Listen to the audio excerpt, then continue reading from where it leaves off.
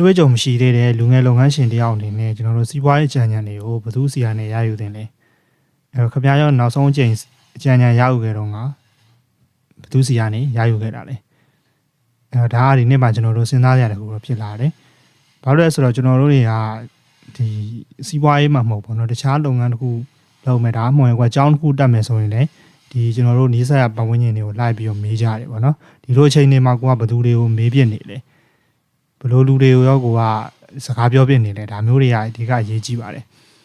ကျွန်တော်တွေ့ကြုံရပြောရရင်ကတော့ဒီလုပ်ငန်းတစ်ခုအနေနဲ့စပြီးတော့လုပ်တော့မယ်ဆိုရင်စီးပွားရေးအကြံဉာဏ်တွေကိုအဲ့ဒီအလုပ်ကိုတကယ်လောက်ကင်နေတဲ့သူစီကနေပဲဒီလိုအကြံဉာဏ်တွေကိုရယူသင့်ပါတယ်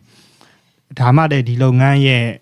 ဒီသူဖြတ်ကျော်ခဲ့တဲ့အခြေအနေတွေကိုသူကိုယ်တိုင်ပဲသိမှဖြစ်တဲ့အတွက်ပို့ပြီးတော့အကျိုးမြတ်ရှိမှာပဲဖြစ်ပါတယ်တချို့တွေကပြောကြပါတော့ကျွန်တော်အရက်ထဲမှာပြောရင်အရက်ထဲမှာအချင်းချင်းမေးလိုက်တော့ရှင်ဒီဟာလေးတော့ဒီလုပ်ငန်းလေးတော့ဒီမျိုးမှာမလုပ်သေးဘူးဒါလေးလုပ်ကြည့်ပါလားဆိုပြီးကျွန်တော်တို့ပြောကြတယ်တကယ်တမ်းကကျွန်တော်တို့မလုပ်သေးတိုင်းမရှိသေးတိုင်းကျွန်တော်တို့လုပ်ရတာမဟုတ်ပါဘူးဒီကိုလုံးမဲ့အလောက်ကဒီ data အတွက်ဒါမှမဟုတ်ဒီကိုရောင်းမဲ့သူတွေအတွက်တကယ်သင့်တော်တဲ့အရာတစ်ခုဖြစ်နေမှသာလေကျွန်တော်တို့ကဒီလုပ်ကိုလုပ်တင်တာပဲဖြစ်ပါတယ်အဲ့တော့ကျွန်တော်တို့မေးလိုက်တဲ့သူကဒီစီးပွားရေးအကြောင်းနားမလဲဘူးကိုယ်တိုင်လည်းဘာမှဒီဖြည်းဖြည်းမြောက်လှုပ်ထားတာမရှိဘဲနဲ့ဒီလူကိုမေးပြီးတော့သူကမလုပ်ဘူးဆိုတိုင်းမလုံးနဲ့ဆိုတိုင်းကျွန်တော်တို့ကလိုက်ပြီးတော့မလုံးစရာမလိုပါဘူးဒါတွေကကျွန်တော်တို့တကယ်အပြင်မှာဖြစ်နေတဲ့အရာတွေပဲဖြစ်ပါတယ်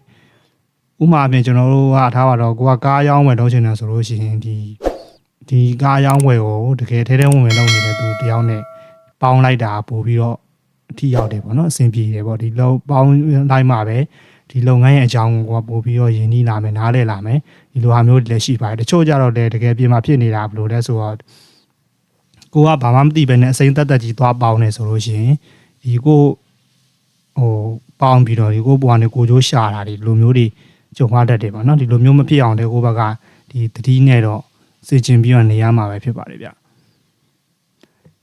နောက်ပတ်တွေမှာကျွန်တော်တို့ဒီထက်ကောင်းတဲ့အကြောင်းအရာတွေနဲ့ပြန်လာခဲ့ပါမယ်အားလုံးကိုကျေးဇူးတင်ပါတယ်